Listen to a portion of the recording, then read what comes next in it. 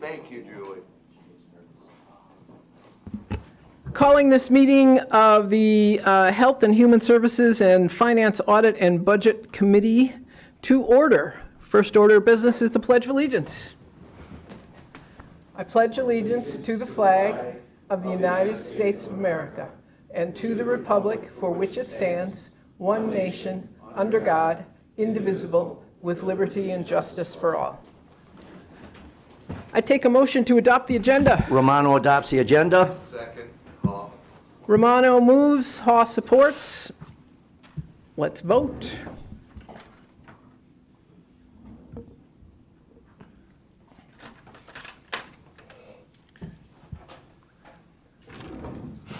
Motion passes 11-0. I'd entertain a motion to approve the Joint Health and Human Services and Finance Audit and Budget Committee minutes dated June 7th, 2022. So move, Van Sickle. Van Sickle moves, Wallace supports. Time for a vote.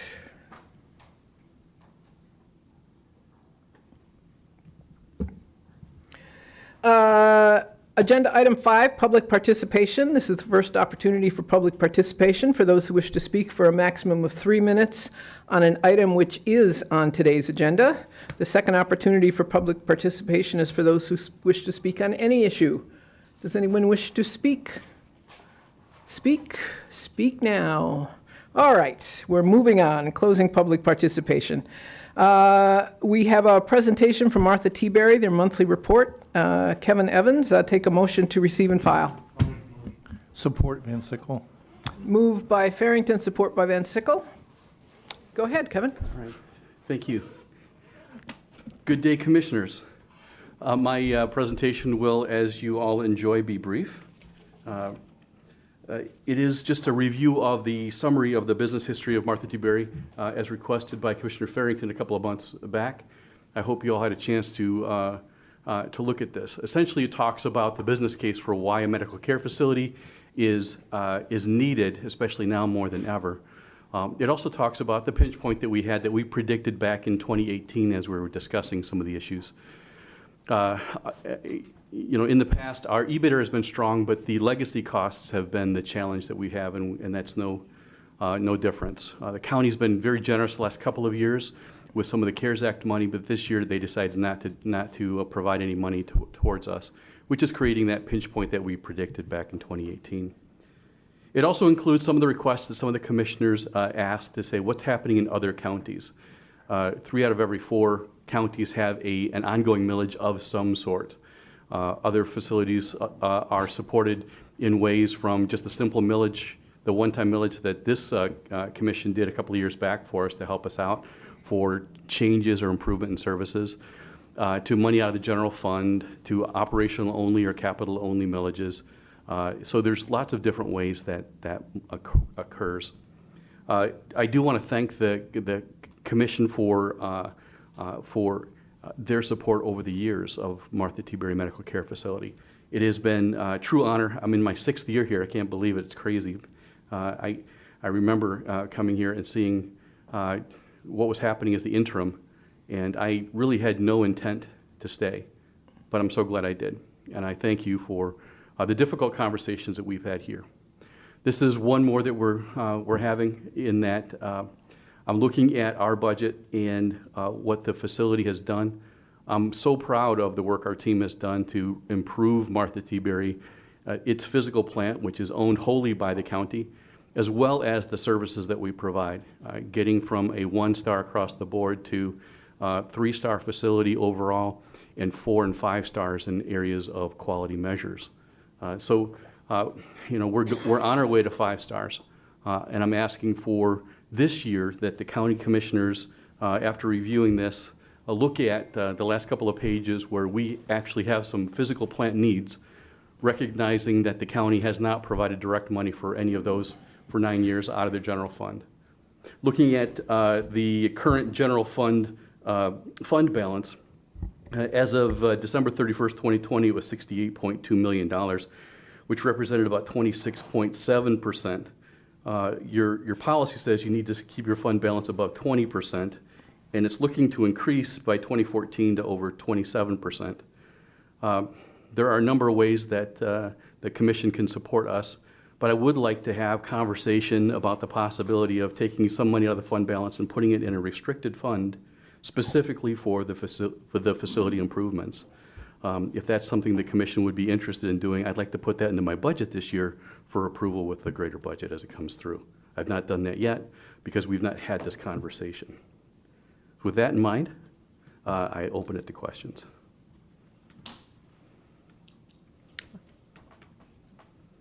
Chair Brown.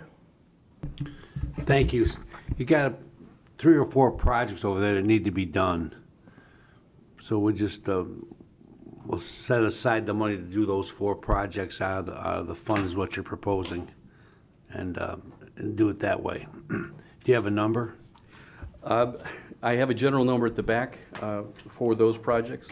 I'd be looking at the number 1 is the air handling, which CDC is recommending, and we know that it's just a matter of time before they make it a requirement. Well, you know what? Rather than take the board's time, Okay. why don't you put together that in writing and submit a note to the chair of the committee, and just say this is the background of what you suggested, and we'll consider that. Thank you. Thank you very Thank much, you. Chair. I'm most grateful. Well, we haven't done it. I'm just saying, don't get ahead of yourself. I'm just saying, put that number together and we'll talk about it. It might be a way to help, maybe. All right. We're so tight around here, though. I don't know if we're gonna be able to afford it, but maybe we'll consider it anyway. Thank you. All right. Thank you. Commissioner Farrington. Thank you, Madam Chair.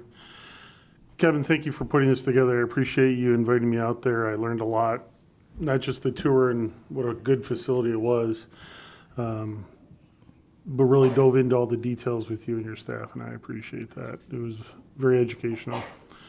On the downside, I had literally a page of notes and questions to ask you. I left them at home as I'm running from meeting to meeting.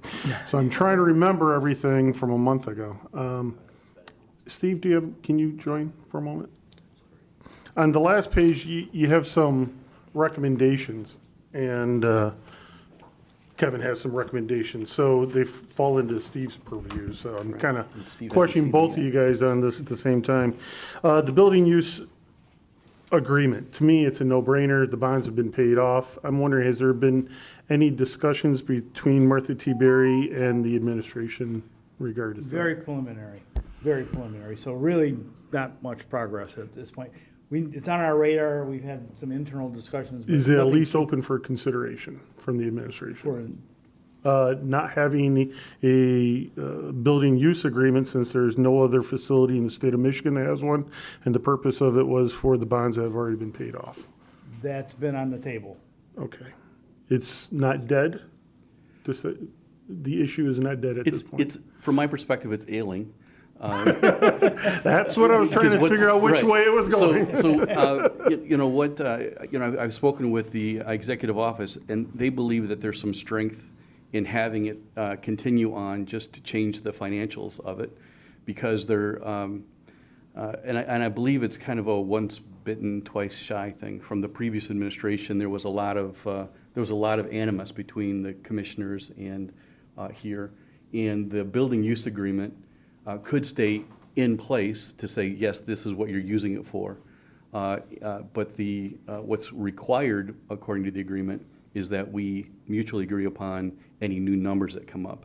Okay. So, one of the challenges that we have is we've, as far as I know and as far as my maintenance guy and Ben Treppa says, we've got everything right now billing directly to us on utilities. But there's some discrepancy at the executive office that thought that the county's still paying for utilities, which we're not. We have all of the water, all of the electrical, and all the gas metered I'll directly let to the us. two So guys there's work through some all things the like that. details. So yeah, so that's As I looked essentially through the what proposal, that was the one that stood out that made the most sense for both parties, the people of Macomb County, the most. The second one, Steve, his other suggestion is the reapportionment of OPEB, which is allowed every 3 years or whatever. Is that something that the administration's open to? I would tell you, without getting into a lot of detail, because we haven't had very many discussions about that, I think that's going to be a harder sell. Okay, that's why I wanted to know, because the other suggestions I don't like at all, so. And I don't want to get into the detail here because there's Yeah. some complexity to it that needs to be Absolutely. explained. And I can guess some of them already, so I was just wondering if they're up, down, or in between, and you guys gave me on both those. I appreciate it. Thank you, Steve.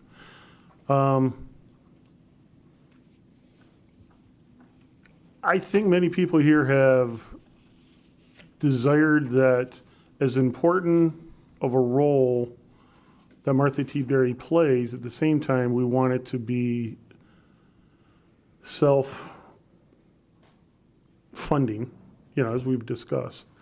And I understand you've had some issues because of prior decisions, both at Martha T. Berry before you were there, as well as Macomb County before you were there. So I'm hoping that we can keep this asset in the county. But I, for one, I'm not going to be staying at the front of the line ready to give more additional financial help beyond what was committed in the past. So that's it. Thank you very much. Thank you, Madam Chair. Anyone else? If not, then we're ready. Chair Brown. Would it help if we dissolve the JOA?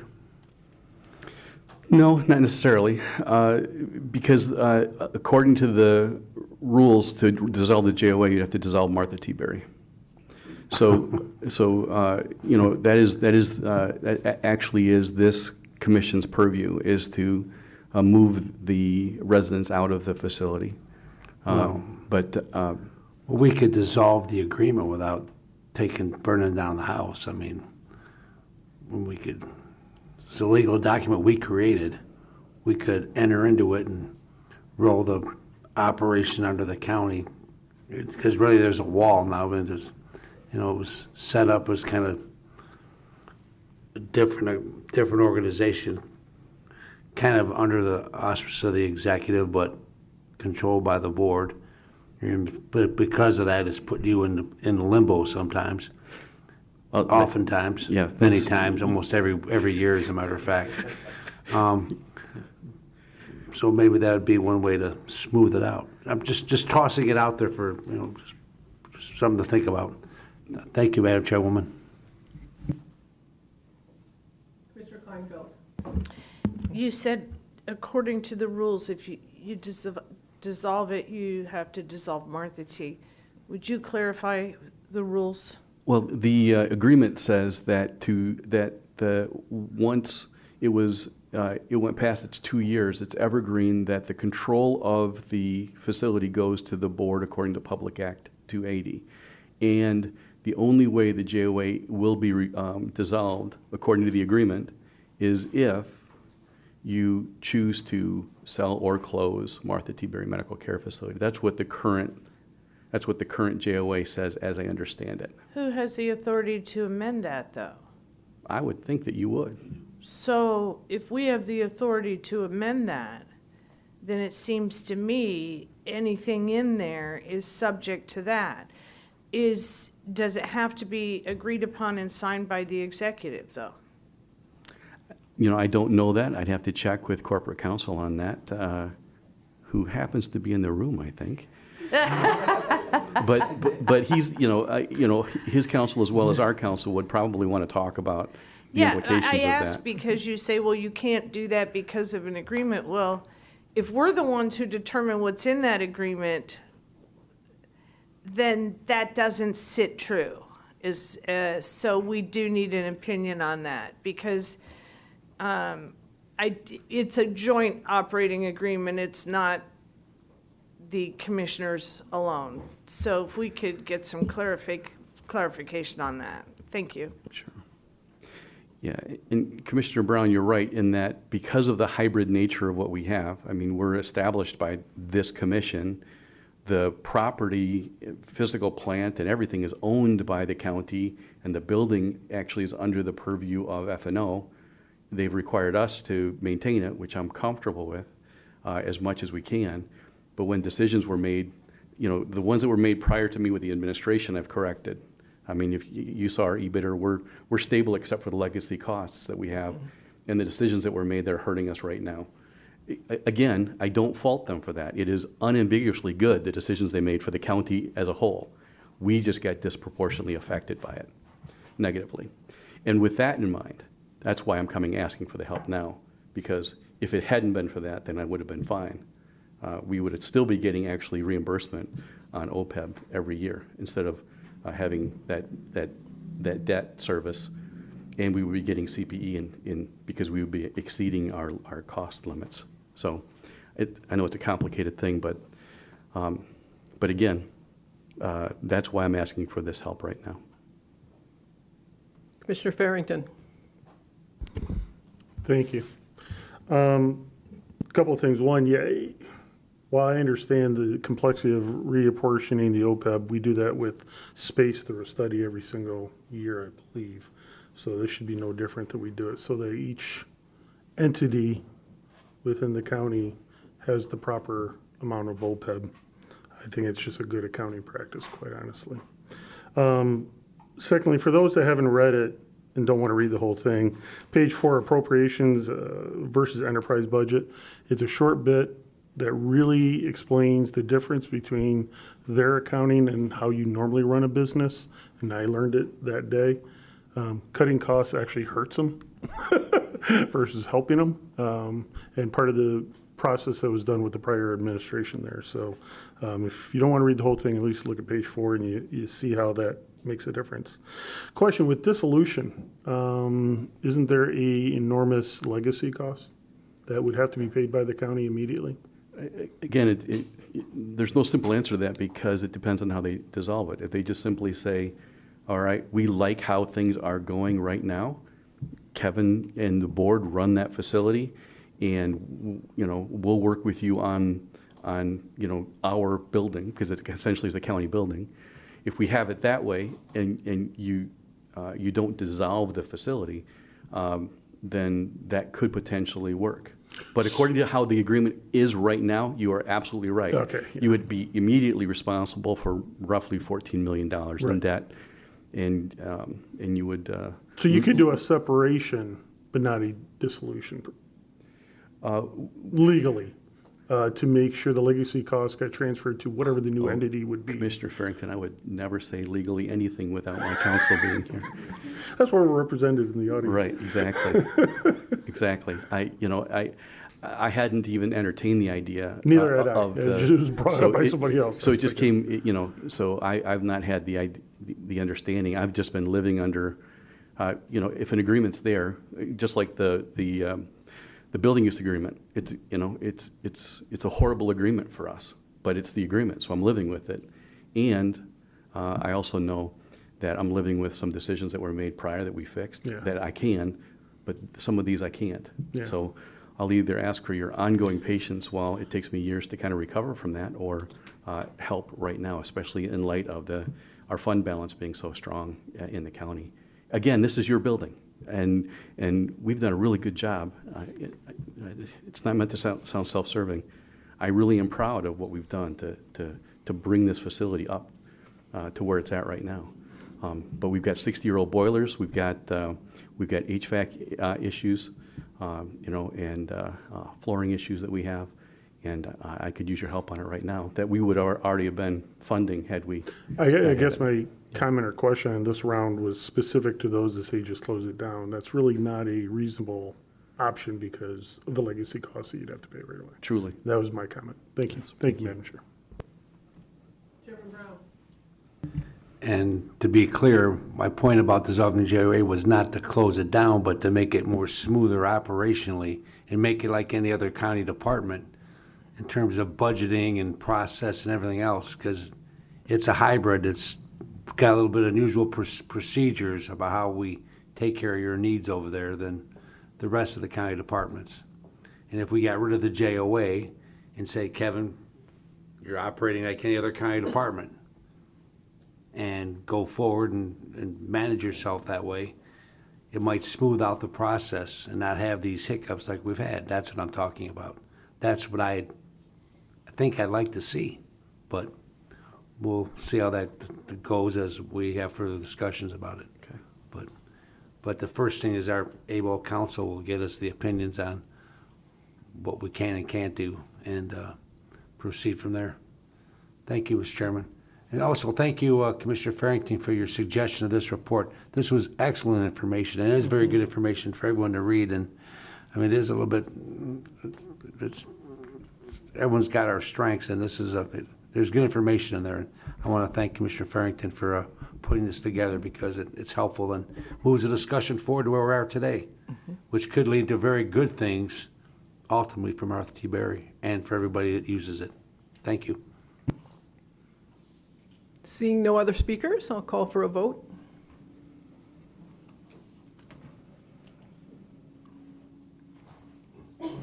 Motion passes 11-0. Thank you. Thank you, Commissioners. Next on to agenda item 7A, budget amendment, Macomb Community Action, Michigan Economic Development Corporation, CDBG CARES funding, Regional Talent Innovation Grant, $37,294.61. I would accept a motion to recommend to the full board.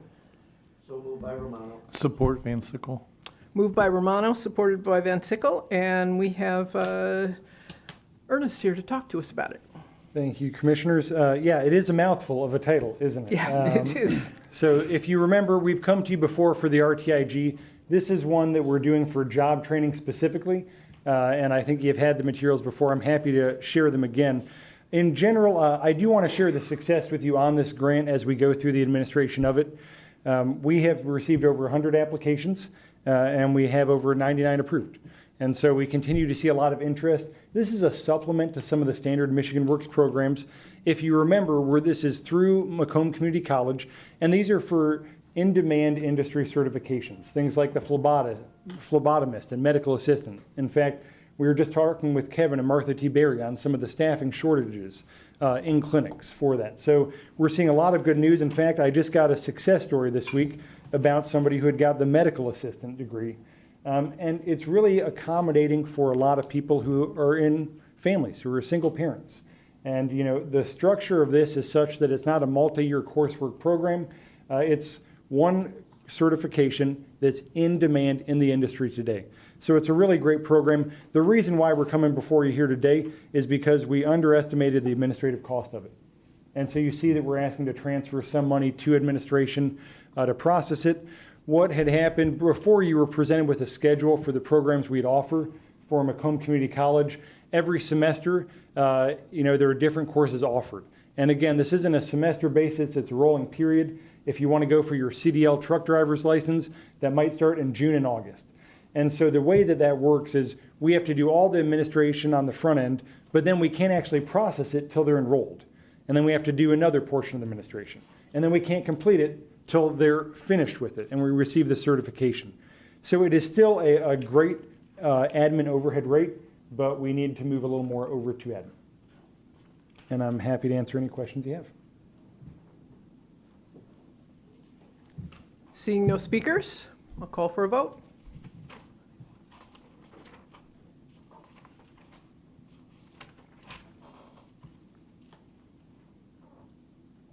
Motion passes 11-0. Moving on to agenda item 7B, budget amendment, Macomb Community Action, Children and Family Service, the Emergency Food Assistance Program, the amount of $56,943.86. I'll take a motion to recommend to full board. Support Romano. Moved by Wallace, support by Romano. Ernest? As you're probably familiar with, I've come before the board several times on our food program. This is not money we applied for. This is just for the administration of our food program. The big warehouse we have, all the pantries we support. The federal government has reallocated TEFAP dollars to the pantries. They understand that it's extra complex to administer all of these programs during supply chain shortages and extra issues with food distribution. And so this is simply to keep administering the few million pounds of food we distribute annually and the hundreds of thousands of people we serve every year in Macomb County. I see no speakers. I call for a vote. Madam Chair?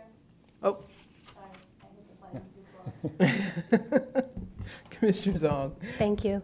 Hi, Ernest, how are you? Good, thanks. What kind of supply chain issues are you seeing? And is there an increase in the people that are being served at these pantries due to inflation and higher costs at the grocery store? Yes, absolutely. You know, throughout the pandemic, we've seen increased demand.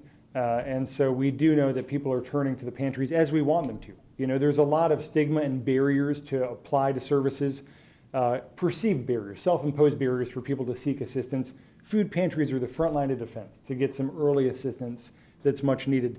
The supply chain shortages are much more complex.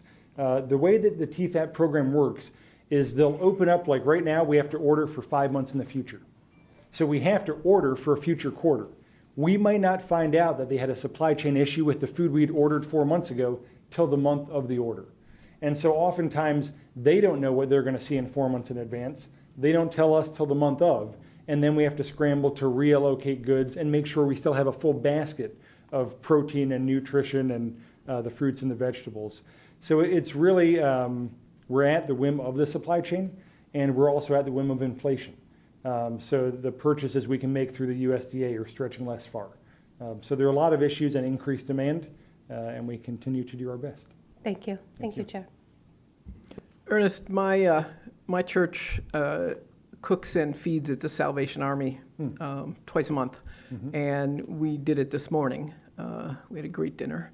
But the population we served grew substantially. Yes. We ran out of food today, which is highly unusual. And the people who were coming are different people than we've been seeing up to this point. Sure. Can you speak to that a little bit? Yeah, absolutely. And I don't know the usual count you have and the types of people you saw, but certainly, especially with the prepared foods, there are some things we could do to work with you on that. You know, the pantries have a special place for groceries in the household. We know that cooking foods at your house is more cost effective and more nutritious. And so we want to dedicate the pantries to getting groceries into the community. However, for locations that have both a pantry and prepared meals, there is an allowance to allow you to use some of your pantry commodity supplies in food preparation. And so that's a value proposition, and it's a trade-off, right? The more you use for prepared food for people coming to you, the less you have to give out to the community. But we have heard that from other pantries, and there are some creative ways that we can work with you to meet people where they're at. But we know that more people are coming than ever for the food. And part of that, I hope, is the good news of our promotion. We let everybody we know work with about those 70 food pantries. Oftentimes, people may not apply for SNAP. They may not qualify for SNAP. Right. They may not apply for different types of assistance. But we want them to know if they're coming to MCA because they're on hard times, food pantries are a really great way to save money every month. And the work that you do in your church and others really helps make that possible. So if you'd like to reach out, we can certainly work with you on how we could reallocate some of the commodities in the pantry to prepared food. Yeah, I was just really surprised and shocked today that for the first time we had families with children. We usually see single adults or couples come in, elderly folks, but we had families today, and that was unusual. And I don't know if it's because school is out and people are not getting food at school, but it was just highly unusual. We about doubled our numbers, and we had people with family. And so I'm just I'm glad hopeful you were that's there. Not a trend out there, because hungry kids are not a good thing. Well, and it is seasonal. Every summer we operate the meetup and eat up sites, of course, for the kids, but that's not for the families, right? And so in the summer when the kids are off, that often is what we see in the prepared meal locations and the pantries around the county. Okay. Commissioner Romano. Thank you, Madam Chair. Just to piggyback, and it happened today to me. My wife had put together some packages that I wanted to drop off at Turning Point. In fact, 5 big packages. And there's a big sign up in front of Turning Point. Sorry, we are no longer accepting donations. So I said, okay. So I tried the Salvation Army. No, the only thing the Salvation Army wants is for rags. I refuse to give her those clothes for rags. She washes them. Anyway, so I tried St. Vincent de Paul. We no longer accept donations. So I tried Mr. Duje, who should be the commissioner here, for the Ukrainian situation. No, he said they're not accepting clothes, but they will accept medical supplies. So I guess the bottom line is, if you really want to contribute and help people out, come up with some money. The cash helps. They can utilize that a lot better than closing or some of these other articles. That's all I have. Thank you, Madam Chair. They can buy new rather than buying hand-me-downs that my kids wear.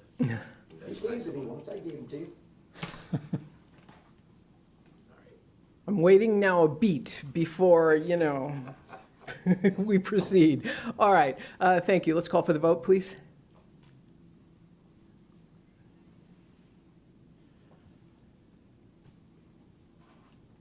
Motion passes 11-0. Item 7C, budget amendment, Macomb Community Action, Children and Family Services, MDHHS Deliverable Fuel Program, $85,000. Motion to recommend full board. So move, Hall. Moved by Haas, supported by Wallace. This is a program that we operate every year, although this is a significant increase to it. What deliverable fuel stands for in general is propane heating. People that don't have natural gas lines and have a propane tank, mostly northern Macomb residents. And so the larger challenge here is making sure that we reach out to those residents, that they're aware of the program, and that they apply to it. As you know, with all of our programs, we can't force somebody to take the support. They must apply. So we have reached out through the State Emergency Relief Program. You can apply for utility assistance. In fact, what we often do with our programs is require a DHS application to State Emergency Relief, which provides for burial costs as well as utility assistance. And so we knew that if somebody had applied for State Emergency Relief or SER, that they were also eligible for propane. So we are working with the Macomb County DHS for the zip codes in northern Macomb County to identify potentially eligible households to promote it. We also reach out to the propane distributors and let them know if they have somebody who's in arrearages, somebody who has a tank refill request that they're not filling due to a past due bill, that they can promote this program to them. And we remain cautiously optimistic that we'll reach more residents than ever before with this program. Okay, seeing no speakers? Madam vote? Chair, Oh. Sorry, I've been trying to click this There you button go. like 10 times. Commissioner Zahn. Do you have an idea of how many households are affected by this? It's a great question and one that we asked the state. The state has statewide numbers for households that rely on propane as a primary source of heat, and we're trying to get that broken down by county at the very least. It seems to not be a centralized directory, which is hard, which is why we often go through the propane distributors. But even there, it's hard to know. We're looking to see if planning and zoning could let us know which residences didn't have a gas line hookup. So it's actually harder than you'd think to find county level and zip code level data on the number of households with propane tanks as their primary source of heat. And that's why we're working with DHS and the local propane companies. I just wonder if this amount, if it's, too much or not enough, and if we have an idea of how many, households are affected by it and would utilize this program. I'm not familiar with the propane type of, house. And it's mostly a rural thing. In northern Macomb, they use it a lot for actually wood. Wood, fire burning stoves, and wood pellet stoves are really big in northern Michigan. But around the state of Michigan, rural areas often use propane heat where the municipality hasn't run a natural gas line out. And I guess I can tell you that in the past, it hasn't been a large program for Macomb County. Part of that isn't due to demand.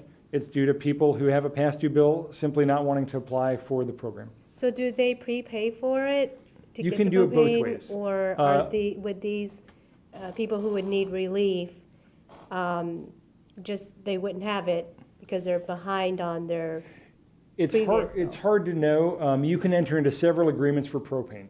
You can do a prepay, or you can do a pay when you're 20% at your tank level.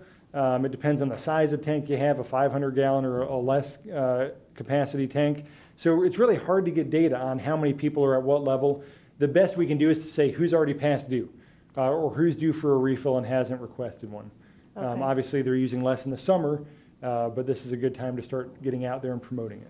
That answers my next question, I think, is that, when do they actually qualify for this? Is it when they've reached a certain threshold of, 0 to 25%, or they're behind on their bill? And that would be the ideal Yes. resident that you would want to serve. That's right. As with most state programs, it requires demonstrated needs such as a past due bill. So it's not prospective, it's retroactive. So in the summer, that's a lag period where they're not using their propane as much. We wish we knew who was saying, I don't have money in the account and I'm at 0% and I'm going to wonder what I'm going to do this fall. Or maybe I'll order them to refill it and go and past due notice. So it's sort of a hard game to play to understand who's going to be in the most need at the right time, because it starts in the fall and then everybody is asking for a refill. All right, thank you. Thank you, Chair. Chairman Brown. Have you talked to the propane dealers in northern Macomb? That's who we usually reach out to, yes. Okay, so yeah, because there are people that have propane. They also use oil. Heating oil is also another. My house, our first house we moved out there was heating oil. Would that be similar? It would cover, yes. Can they still apply for this program if Yes. using heating oil rather than propane? Yes, they can. In fact, historically, this program did not require an application for state emergency relief, but now it does. And so they would have to apply first to the state for state emergency relief for energy assistance, and then they'd be qualified for this additional money to help them out. So we make sure that they first take the state money through the state emergency relief. That also gives us leads on who needs it. And that's why we're working with both state DHS and the Macomb County DHS to know who's requested a state emergency relief for their fuel. Who's your caseworker on this? I mean, I could help them get in contact with a couple. There's an operation in Richmond and there's one in Washington Township, actually. Sure. We could, I mean, if it helps, I mean. Yeah, in the past, we've just reached out to all the propane companies. Okay. It's hard to know who's really promoting it or not. I can't imagine if I were a business that I won't want to tell my customers who are in past due notice of this program, because I know if they're in past due, they're not going to spend more money with me. So we would think that the businesses have a real incentive to promote it, but I can't tell you how effective they've been at it. Okay, all right. Thank you. No programs to support coal? I don't know if that's still used, but if it is, let me know. I'll advocate at the state for you. There's a guy down the street's got a hut. He uses coal, I think. So I'll let you know. Thank you. Anyone else? If not, call for the vote. It's a rural community out there. It's rough out there. You guys like you got light. Motion passes 11-0. Thank you. Item 7D, Budget Amendment, Macomb Community Action, Children and Family Services, Transportation Administration, $84,780. I'll take a motion to recommend to the full board. Moved by Romano. Support Van Sickle. Moved by Romano, supported by Van Sickle. Again. As you know, the county provides transportation support in partnership with SMART. This is an agreement you've seen before with SMART to help run some of our community connector buses. We provide non-essential medical transportation with both an aide and a driver on there. During COVID, we also helped to upgrade the vehicles with UV air filters to make sure that the elderly, frail residents were extra safe. And we've been doing a lot in it. This is just part of the 3-year grant that we got back in 20 to 23 to receive money to help us support it. Through CARES that went to SMART, it's coming to help support these operations.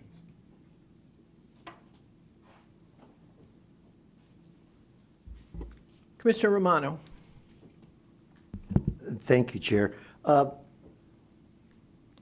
This money that SMART gets, as you know, I'm sure you're aware, there's a millage for SMART. Yes. That's not enough for them, that they got to get this additional money? I think that the CARES money came down to SMART and other regional providers, and they were just passing it on to the communities that needed the support. But yes, you're right. The millage is essential for these community-based services. I think many people often don't realize how much their residents use these. I mean, we're taking people to chemotherapy appointments. We're taking people to the doctor's office. Other SMART around the county takes people to grocery stores. Make sure that people can get access when there aren't big bus lines up there. So SMART is a very important regional partner for transportation, often unseen, an unsung hero for access across the community. And I can't speak to how SMART applied for or received this money. I just know we have an existing contract with them to help them operate services in Macomb. I just wondered if they reduced their amount that they needed for the millage by that amount that they're receiving from the CARES Act. That's all I have. Thank you, Chair. Appreciate it. Commissioner Zong. Thank you, Madam Chair. Does this 84,000 go towards wages, like the driver and the aide? Yes. And how many are there? Or how many Well, would this cover? well, that's a great question. You know, it varies depending on how many rides we get requested and how many drivers. I could get you that calculation about the drivers and how much this amount would cover. Sure, yeah, that would be helpful. And if they're like part-time or are they on call? Yes, they're part-time. Okay. Yeah. All right, thank you. Yeah, thank you. Thank you, Madam Chair. All right, seeing no speakers. Call for the vote. I know, you guys keep jumping in there. Motion passes 11-0. All right, and now I'm turning it over to Commissioner Sabatini. Thank you, Commissioner. 8A, contract with Account Temps, Robert Half Company for one senior accountant through 12/23/2022 for $87,560. Need a motion to recommend this to full board. Support Van Sickle. Made by Farrington, supported by Van Sickle. Steve, you want to answer or give us maybe just a quick update on this and if we have questions? Sure. Good afternoon, Commissioners. Good to see you all again. What we're asking for is a continuation of an existing agreement we have with Account Temps to provide some accounting support to the Community Action fiscal team. Just a little bit of a background. That team consists of a fiscal services manager. Her name is Julie Bigham. She's in the audience. There's 2 fiscal analysts, an office assistant senior, and then a handful of administrative coordinators that support that team. And what's happened with the team over in MSCA Fiscal is 2 of those folks recently took positions in my office to fill other fiscal analyst positions. So there's 2 vacancies over there. And we have this person in from Account Temps for the last month or month and a half helping out with the rental assistance program. So we're in the process of filling those 2 fiscal analyst vacancies. The posting comes down this week, I believe, and we'll have to go through the interview process, et cetera, et cetera. So we're asking for a continuation of up to 6 months to run out the rental assistance program and then provide some accounting support while we transition the new folks on. I can tell you that we've recently filled 3 fiscal analyst positions in my office.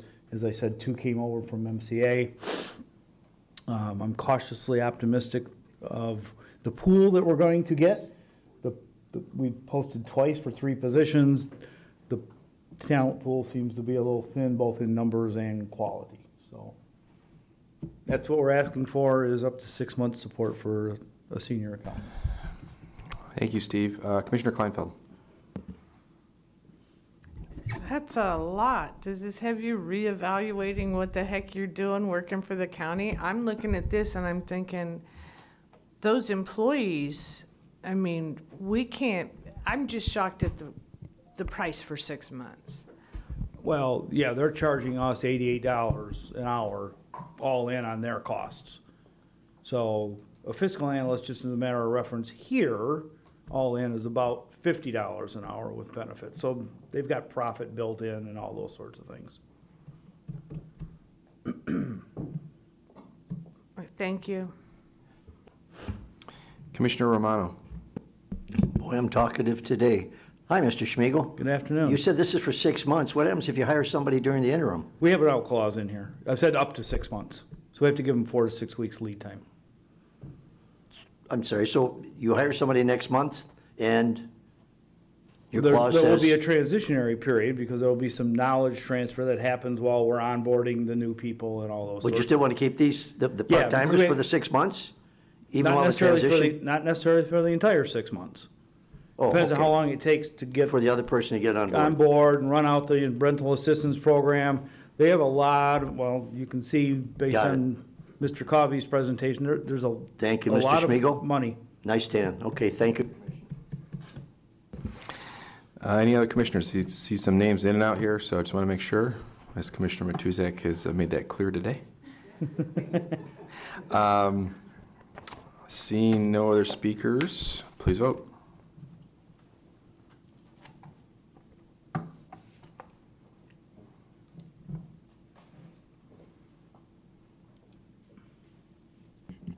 Motion passes 10 to 1. Commissioner Song voting no. 8B, this is an ordinance for fiscal year 2023 June year-end funds budget appropriations ordinance. Need a motion to recommend this to full board. So move, Van Sickle. Made by Van Sickle, supported by Wallace. Steve? This is one of our normal continuation budget ordinances that we come to you with 2 or 3 times a year. This happens to be for 2 programs that have June 30 year ends, so we're asking the board to approve a 50% allocation of the current year budget to carry forward through the budget process and when we adopt the budget in November. Thank you, Steve. Seeing no speakers, please vote.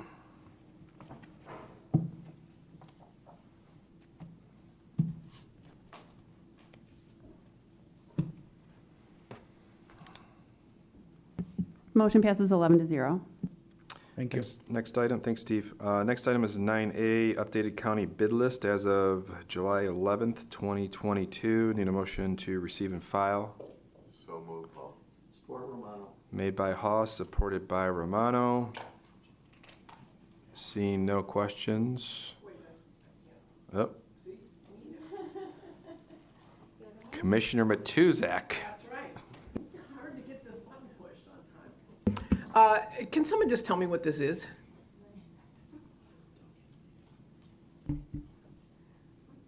Somebody? Anybody?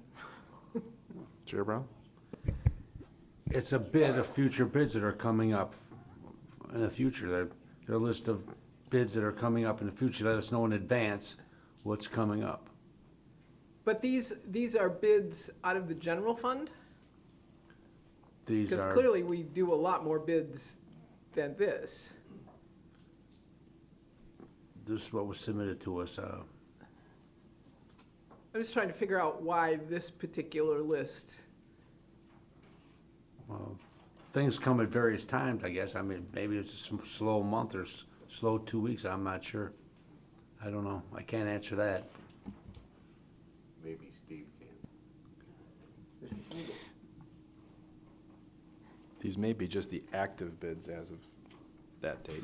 Yeah, so I'm, unfortunately, I can't answer the question either, so I don't know if this is active. I'm not sure what the request was of the purchasing officer. Yeah. So, Okay. So these are bids through purchasing. Kyle, Maybe our Kyle admin could staff address has it. to answer.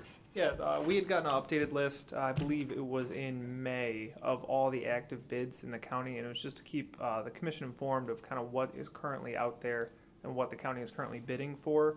I have spoken with Larry Lee at purchasing, and he'll be giving me training to get on the Mitten site where all this is done so that I can download the reports. But at the time, this is what was submitted to us as of yesterday for the current bids. So this was all the information we were given. And the request was a list of all current bids currently through purchasing. So just through purchasing, because obviously we have a lot more stuff going out to bid through roads and public works and the sheriff's department. I mean, we just approved vehicle stuff and.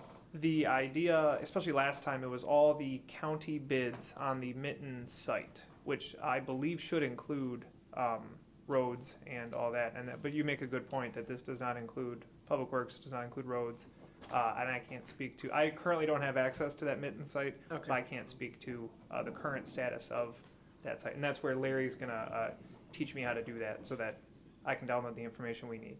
Okay. Thank you, Mr. Chair. They Commissioner give us a Kleinfeld. heads up on things that are coming down the road. At least not a full, we don't have it, it's not fine tuned, we can have an all-encompassing all departments yet, but we're working towards that. So it's a work in progress. It's more information we had before, and we'll continue to try to improve upon it. So thank you. Commissioner Kleinfeld? Well, yeah, just to tack on, just the point I think is there's nothing in here. There's just this random list. There's no hello, this correspondence is from so-and-so. This is the reason we're giving it to you. We would like to do this on a regular basis. It's just a random list of things with zero explanation, and it's under correspondence. we're getting a clearer picture coming from the answers that are coming from this side of the table. But it's such a random thing. I think that was exactly the point. How would we know what you're saying? There's nothing in there. I can Thank you. speak to the previous updated list we received. Had a lot more information in it, and it was clearly downloaded straight from the Mitten site, and it did have bid numbers, dates, more little detail. This is what we were given for this time, this request. And I believe Larry was off for some time, and I think it might have been put together quickly. So, but the plan is in the future to get more information and more data. Yeah, and I'm not even asking about that. Hello, commissioners, here is signed so-and-so. Yeah, this was. Just, that's all I'm saying. Thank you. You won't have the same Spartan-looking list as you had. You have more information next time. Thank you. Thank you. Commissioner Van Sickle. Thank you, Chair. Am I remembering wrong, or I don't remember ever seeing a list before, like in May, like Kyle is. This is new. Okay, so I guess my question is what precipitated all of a sudden somebody sending this, thinking, oh, the commissioners ought to see this after never having seen it before? I've asked for it. Okay.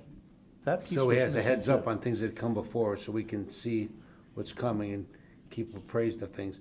As was, like, we went to the first year, remember with the corner thing, that came up at the last minute, and we didn't know it was coming, and so we could see what's going on. Kind of, just a variety of things, but there's just a way, give us a heads up on what's coming along. Okay, it would seem that this would have to be at least monthly to be meaningful. Well, Because it will be. otherwise bids would come and go in the middle between lists and you wouldn't even know about them. That's right. So, okay, thank you. Thank you, Chair. Commissioner Matuzak? Yeah, I have more clarity now, which is good. But Chairman Brown brings up the other point that I've always been very concerned about, is not the bids so much as the expiration dates of contracts. We have contracts like the coroner, which we know have to be filled at a certain point. We have contracts that we have agreed to, IT contracts all over the place. A list of when those expire, that would be incredibly helpful to people. I mean, we're moving into budget times. Who's going to show up at the last minute saying, oh my God, this contract's expiring next month, we have to renew it right now. So the list of contract expiration dates would be great. I'm highly in favor of that. Thank you, Mr. Chair. Thank you. Okay, seeing no other speakers, please vote.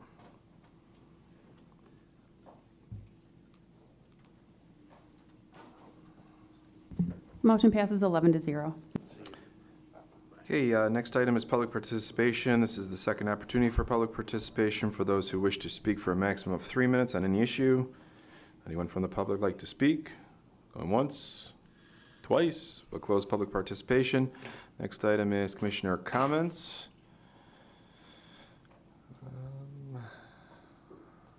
Seeing no commissioner comments. Motion to adjourn.